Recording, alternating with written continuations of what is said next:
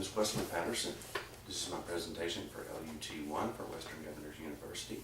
The topic is the advantages of higher education. What would you do if you had $1 million? Think about that for a moment. What could you buy with that much money? How willing would you be to turn your back on that kind of money? How about your health? You intentionally do things that would cause you to be unhealthy? What decisions would you make so that you would be 4 times more likely to feel good when you reach retirement age? Do you value your freedom? What do you think about being in jail? Would you like to be 10 times less likely to be incarcerated than other people? If you want to get an extra $1 million to feel healthy in old age and to increase your chances of staying out of jail, I can help you out. Higher education is the solution to many of society's ills. There are several personal and social advantages to achieving a bachelor's degree or higher. Benefits of higher education include greater earning potential, a greater sense of well-being, and a reduction in incarceration rates. Now, respecting the greater earning potential for college graduates, looking at the graph here, starting all the way over here with high school dropout, you see that everything increases significantly with each higher level of educational achievement. A college graduate earns approximately 73% more over their earning lifetime than a high school graduate. Unemployment rates are lower for a college graduate, therefore that contributes to the excess income.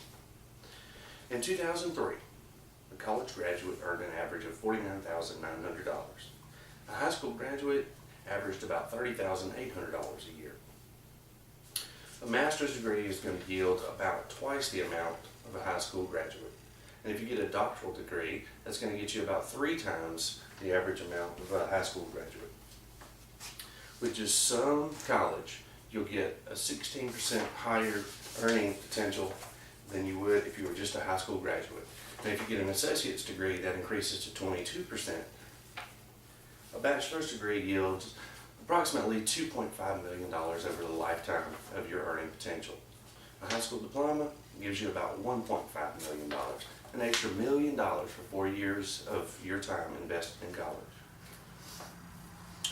College gives you a greater sense of well-being. At incomes below $20,000, only 30% of high school dropouts feel healthy, but 65% of college graduates feel healthy. As you increase in the levels of income, $30,000 to $55,000, 49% of dropouts feel healthy and 73% of graduates feel healthy. By retirement age, only 26% of high school dropouts feel like they're still healthy. Okay, going on, there's a reduction in incarceration rates as the educational level increases. If you're a high school dropout, you have a 1.9% rate of incarceration back in 1997. Only 0.1% of the college graduates at that time were incarcerated. 1.2% of high school graduates were incarcerated. And if you got just a little bit of college, only 0.3% were incarcerated. Just a little bit of college exposure reduces your chance by 75%. As evidence, the result of higher education is beneficial to the individual and to society as a whole. Higher income levels, greater well-being, reduced incarceration rates, these certainly support the ideal of college graduation. In all of these areas, it's apparent that higher education provides positive benefit. Now I need some questions from the audience, please. Yes, ma'am. What are some less obvious advantages of higher education? The educational experience allows a person to gain a network of professional acquaintances that can be instrumental in achieving greater effects with your degree. There's also an opportunity to explore other possibilities. You can learn about majors that you never considered prior to exposure to the college experience. It'll also increase your chances of finding the exact career that would most satisfy you. Anyone else?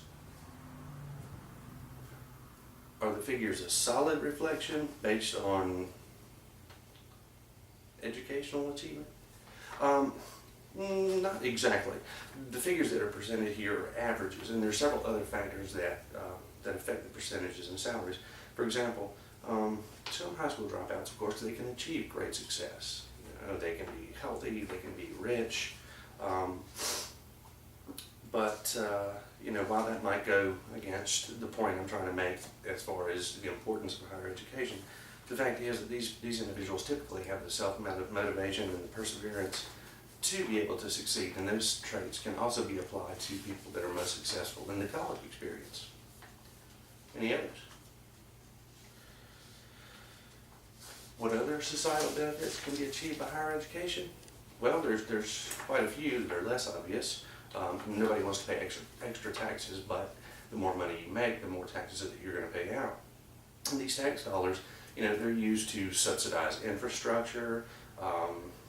You know, they are used to provide educational grants, to fund social programs. There's several other things that the tax dollars are used for, and your benefit is going to come from some of those areas. Also, the more you pay in, the greater return you're going to get on your Social Security payments when it comes to your retirement age. Thank you very much.